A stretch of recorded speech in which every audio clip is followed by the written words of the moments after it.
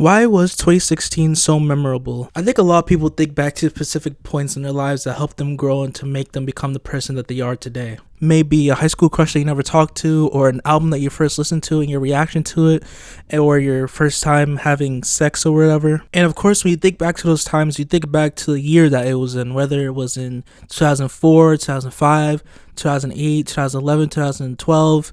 And in this video, I'm going to be talking about 2016. First off, I want to speak about where I was at currently at that time. I was around 13, going on 14. I was 13 in 2015, going on 14 years old in 2016.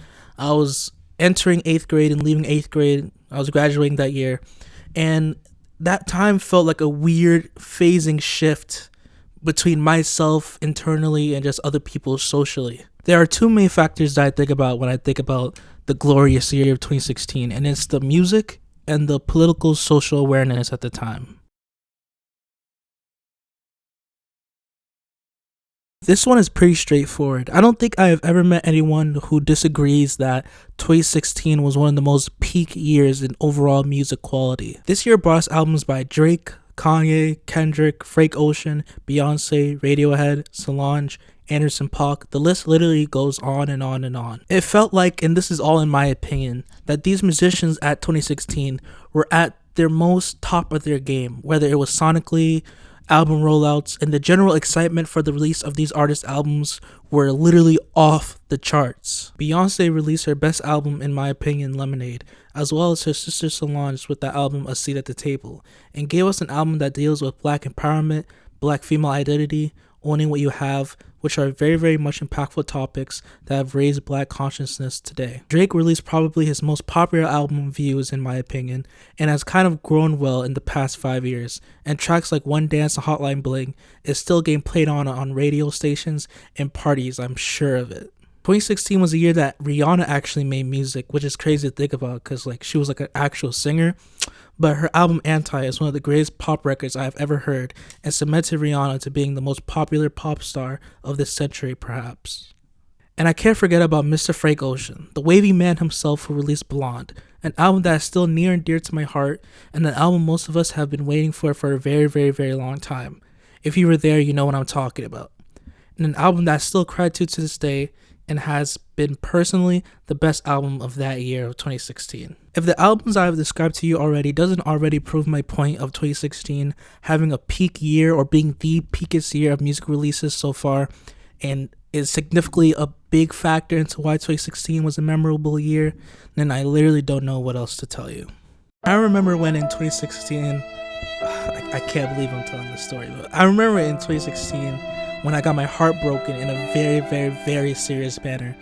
And I remember walking back home, listening to Feel No Ways by Drake, literally. And the rain was pouring down while on my way back home walking. And I was crying and bawling my tears out. I was walking back home, and it's not a good memory to think about.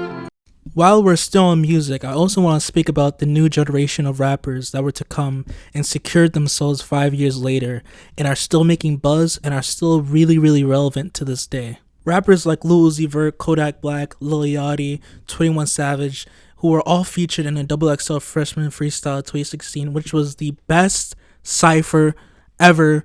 No arguments, no debates. Nobody can prove me wrong on that. That was the best cypher, XXL Freshman cypher ever. Nothing has topped that. No arguments allowed.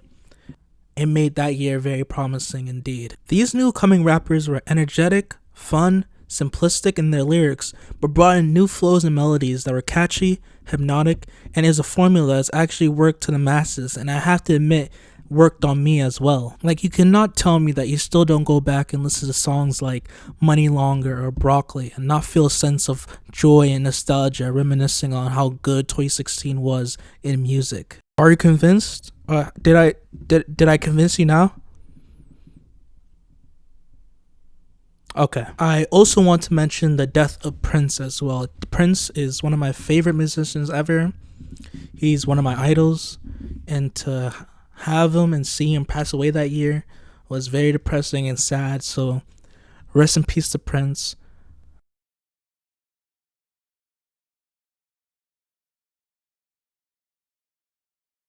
In terms of how the world was socially and politically, I do believe the concept of being woke, or people openly raising their self consciousness and their opinions, whether right or not spoken, was very prevalent in 2016. I personally grew from a less woken mentality, whatever you want to call it. And in that year, I realized parts of myself that I didn't know. I realized other people's views on things I wasn't informed about, I was ignorant about, and just being more self-aware of my overall appearance as a black man as I was growing older. It's also worth mentioning that, and I hate being like the bearer of bad news or just bringing bad news into the service, but the deaths of Alton Sterling and Philando Castile was a big major factor in that year, in the summer of 2016. And I think they both died around the same week of July. And I vividly remember the outrage and the protests and the riots that were going on around that time, very similar to what happened last year with George Floyd. I remember vividly at the time in 2016 being more glued to the news than I ever was before, and I'll dissect that later, but I remember, like, I was there for the Trayvon Martin case, but I was only 10, 11 years old at the time, so I understood it, but I didn't really understood it. Like, obviously, as I grew older, I knew the context and just how messed up it was. But still, like, at 10, 11 years old, I cared, but I didn't really understood it. Like, you know what I mean? Now, years later, at 2016, still arguably young age at 14 years old, I grew to understand and just ingrained in my brain that, yeah, like, I'm a target whenever I leave my house. I can get shot and killed by the police, and nothing would happen to them, and I'd be made an example of every time I step outside of my house. So that is what I grew to understand at that time, based off of the deaths of Alton Sterling and Philando Castile.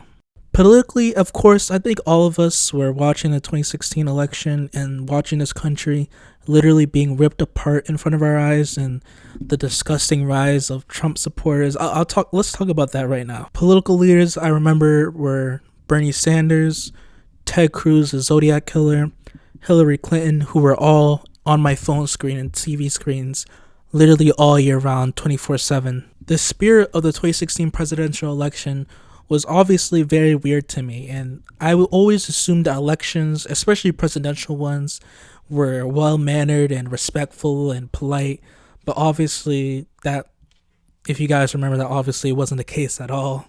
Of course, Donald Trump played a huge factor in this year, or that year, 2016, with his overbearing personality, his racist rhetoric towards Muslims and black people, and just his overall personality. And that presidential election really proved to me that these elections don't really care about your policies, and that it's much more a popularity contest now. And it's not about your character, ethics, or morals, or what you plan to do in office that are good, do good for the country. That thing is just, it's all a popularity contest. I hope you know that. 2016 really just exposed to me just how dumb people are. It really exposed to me how just people are just huge followers and would rather follow you for your opinions and just riling people up instead of what you actually want to do. And it's just, I'm glad he's out of office right now.